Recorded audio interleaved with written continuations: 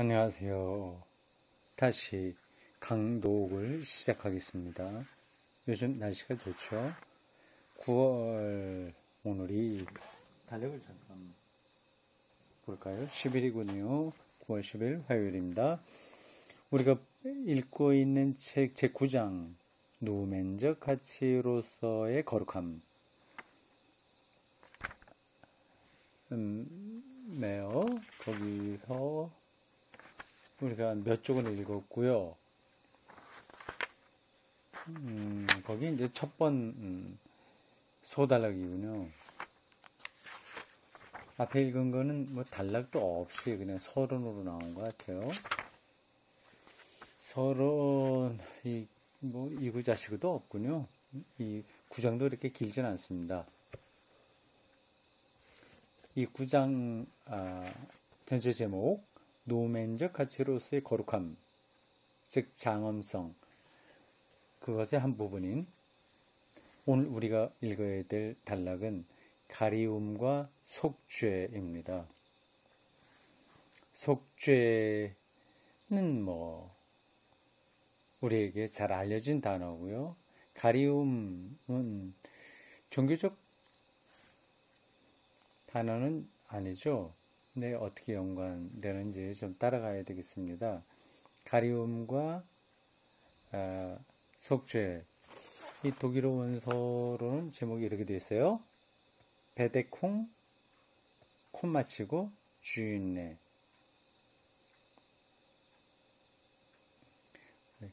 감춰둔다, 가려둔다는 거하고 또 이렇게 용서받는 거, 속죄. 라고 하는 그런 소제목이 달려있네요. 읽어보겠습니다. 기억. 누멘적 가치의 반대는 누멘적 무가치 혹은 반가치이다. 무가치 혹은 반가치이다. 무가치는 가치가 없다는 뜻이고요. 누멘적 가치 없음. 여기 원서에 이렇게 되어 있어요. 누미노지 운베르트. 운베르트. 베르트는 가치거든요. 앞에 운이라고 하는 접두사가 붙어서 무가치. 운이라고 하는 거는 무라고 하는 뜻입니다. 운베르트. 오더 혹은 위더베르트. 그래서 반가치라고 했는데 이게 반쪽이라는 그 반이 아니라 반대한다고 하는 저항한다, 반대한다는 뜻으로요. 안티는 아니고 위더. 안티가 아니라 위더. 위더 베르트. 가치 없는 거하고 가치를 반대하는 거다. 이 노멘적 무가치의 성격이 도덕적 과오로 이전되고 이입되거나 혹은 그것을 자체니 포괄하는 경우에야만 비로소 단순한 비합법성이나 무질서가 죄로 되며 방종과 불경이 되는 것이다. 그리고 도덕적 과오가 그렇게 마음속의 죄로 느껴질 때에야 비로소 그 과오는 양심의 두려운 중압감을 산출하여 마음을 짓누르며 자기 자신의 능력에 대해서 절망적으로 만든다. 죄가 무엇인지는 자연적 인간은 아니 도덕적 인간조차도 이해하지 못한다.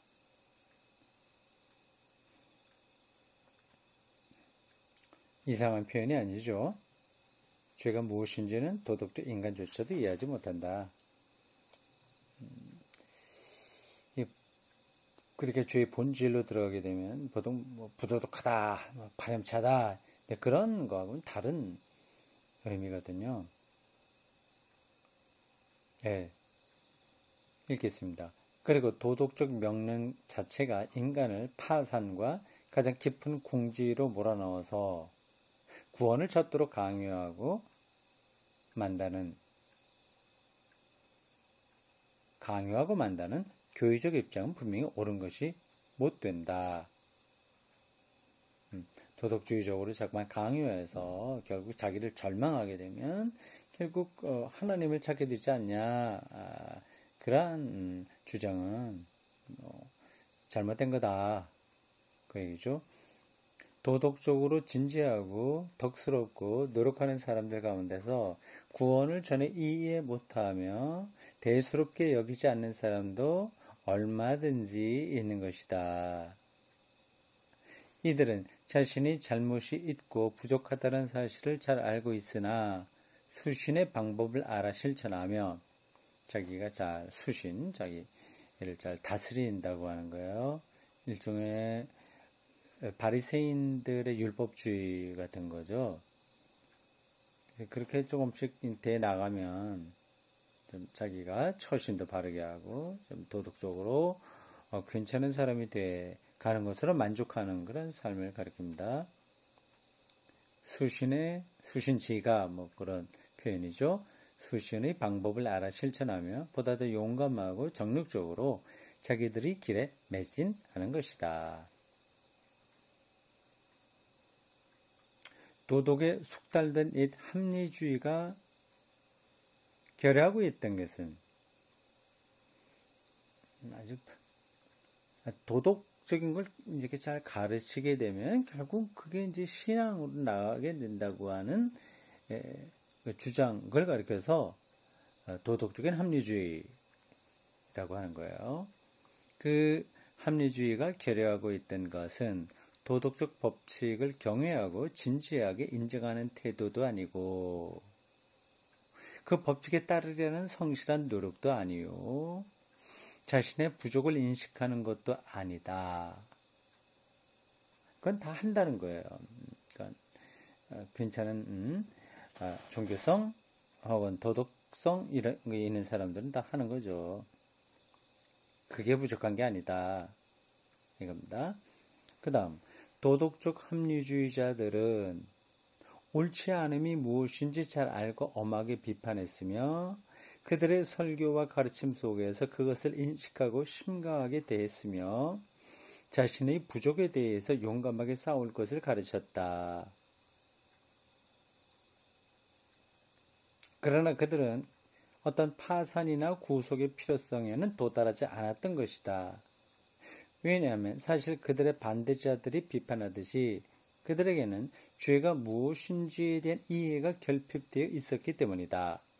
예를 들어 우리는 제임스의 종교적 체험의 다양성이라고 하는 책에서 거칠은 마음씨의 소유자가 아님에도 틀림없는 테오도르 파커라는 사람의 다음과 같은 자기 고백을 볼 수 있다.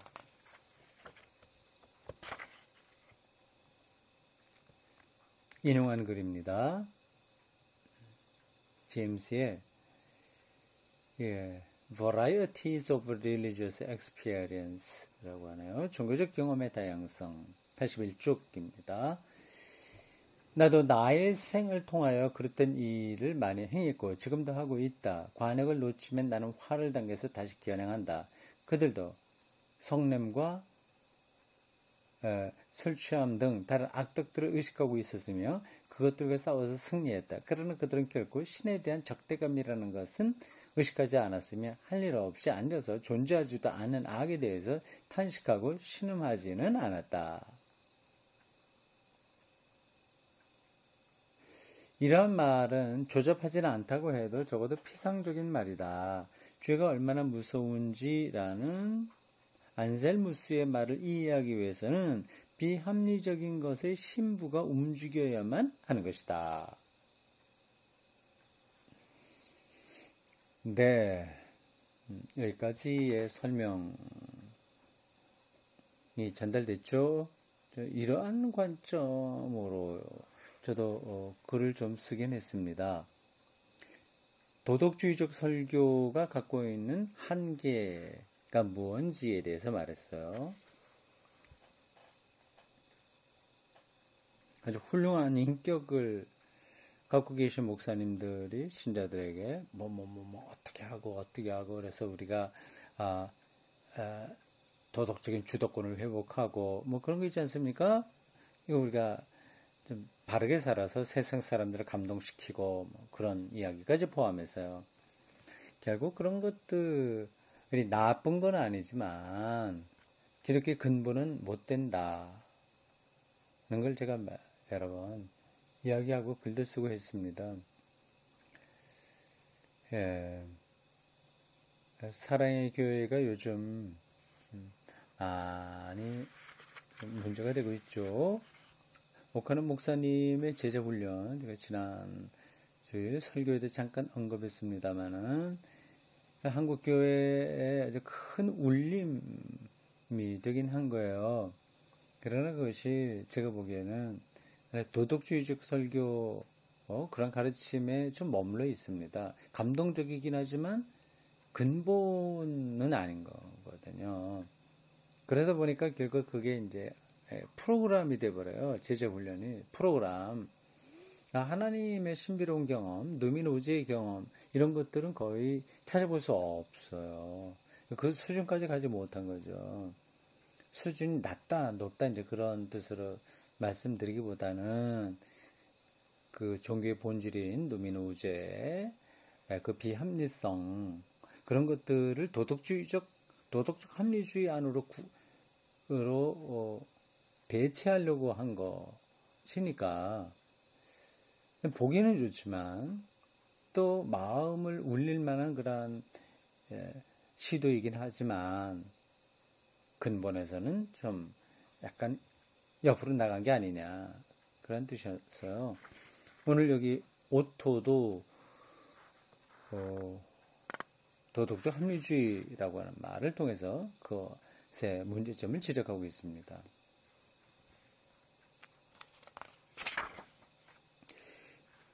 단순히 도덕적 토양 위에서는 구원의 필요성이나 성화, 가리움, 속죄와 같은 이상한 것들에 대한 필요성은 자라나지 않는다. 당연한 거죠. 결국은 자기를 나타내는 거니까요. 내가 이만큼 도덕적이다. 그걸로 만족하니까요. 네, 다음입니다. 실로 종교의 가장 깊은 신비들을 이루고 있는 이러한 현상들은 합리주의자와 도덕주의자들에게 있어서는 단지 신화적 화석일 뿐이며 누멘적 영감을 느껴본 일이 없음에도 불구하고 성서적 관념들 속에서 그러한 현상들을 해석하고자 하는 사람은 오히려 올가미들만을 놓는 결과를 초래할 수 있다.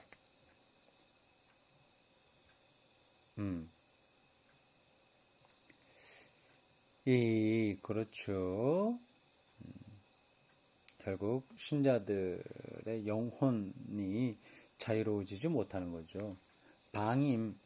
방종으로 떨어지는 걸 자유라고 제가 말씀드린 건 아니에요. 어떤 그 도덕주의적 법체계, 자기 합리성에 빠지게 되는 거죠. 굉장히 진정성이 있으나, 그러나 신앙의 본질에서는 좀 곁으로 나가 있는 그러한 태도라고 할 수 있습니다. 오토가 이 부분에서 각주를 달았어요. 올가미들만 놓는 결과를 초래할 수 있다. 이렇게 4번으로 해놓고 각주에 이렇게 달았습니다.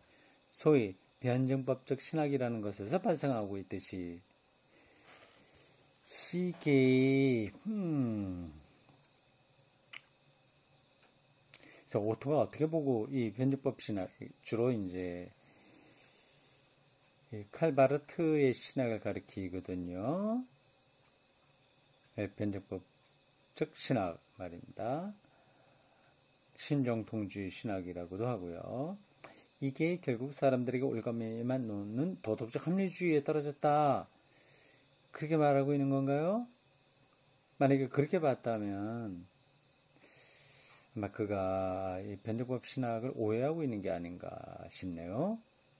바르트는 이 복음과 율법의 그 긴장관계를 아주 엄밀하게 이야기를 하고 있거든요.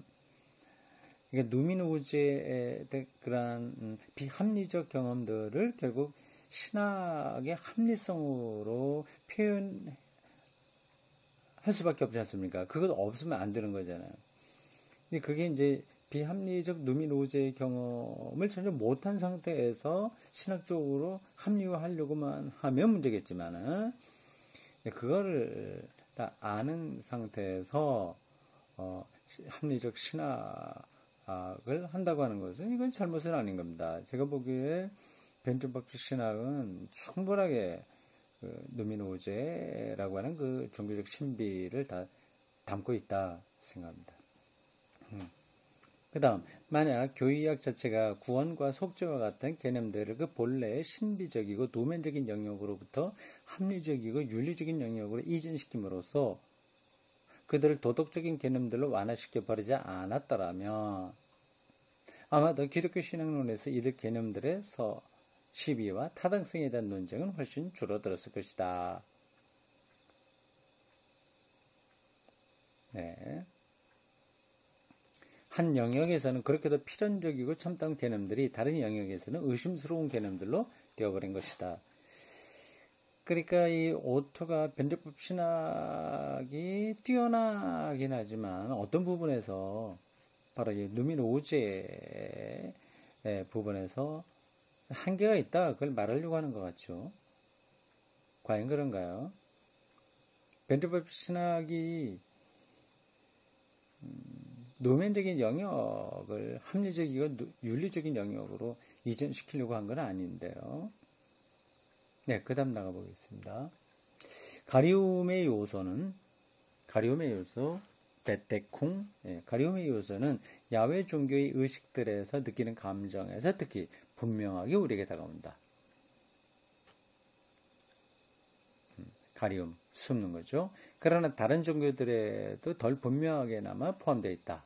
가리움은 우선 두려움의 표현, 즉 속된 자가 무엇이든지 지니지 않고서는 누우멘에 접근할 수 없다는 감정으로서 누우멘의 진노에 대하여 어떤 가리개와 방패를 필요로 한다는 생각이다. 그래서 이러한 가리개는 하나의 성화, 즉 접근자로 하여금 두려운 위압성과 더불어 교제를 가능케 하는 방법이 되는 것이다. 그러나 성화의 수단, 즉 본래적 의미에서의 은총의 수단은 누멘 자체로부터 부여되고 도출되며 정해지는 것이다.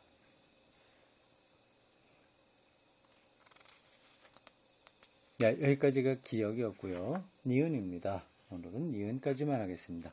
그렇다고 할 것 같으면 속죄 자체도 일종의 가리움으로서 그것에 더 심화된 형태다. 그러니까 가리움과 속죄가 같은 걸 이야기하는 거죠. 그 거룩함 앞에서 자기를 드러내놓고 갈 수 없어서 뭐 어떤 덮개로 가려우는 거죠. 하나님을 직접 경험할 수 없는 모세가 바위 속에 숨을 수밖에 없었다고 하는 뭐 그런 이야기라든지 신을 버는다고 한다든지 그런 것들도 가리움의 요소고요. 그래서 속죄가 그거를 더 강하게 이야기하는 거다. 그 뜻입니다. 속죄란 누멘적 가치와 무가치의 관념이 발전됨으로써 비로소 생기는 관념이다. 단순한 공포 혹은 두려운 것 앞에서의 단순한 가리움의 필요가 여기서 속된 존재로서의 인간은 장엄한 것에 가까이 설 가치가 없다는 감정.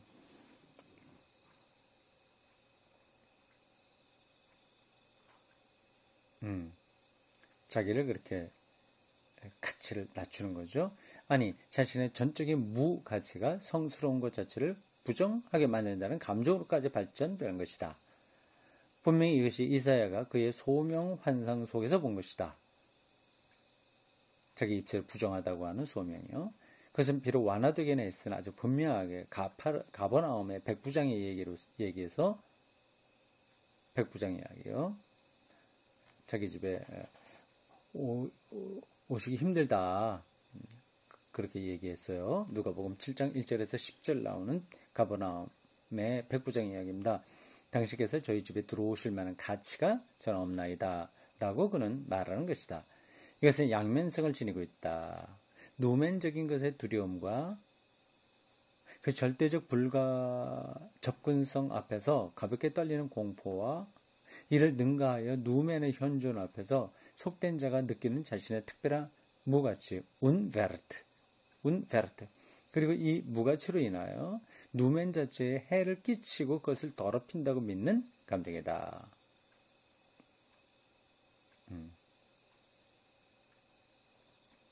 그리고 여기서 속죄의 필연성과 갈망이 나타나는 것이며 누멘과의 인접과 교제, 그리고 누멘의 영속적 소유가 지고의 선으로, 지고 가장 높은 선으로 원해지고 욕구되면 될수록 더욱더 그런 갈망은 강해지는 것이다.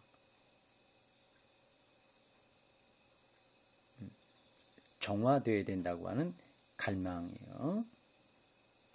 곧 피조물로서의 인간 존재요. 속된 자연적 존재 자체와 더불어 주어지며 우리를 성스러운 것으로 분리시키는, 성스러운 것으로부터 분리시키는 무가치를, 운베르트를 제거하려는 갈망인 것이다.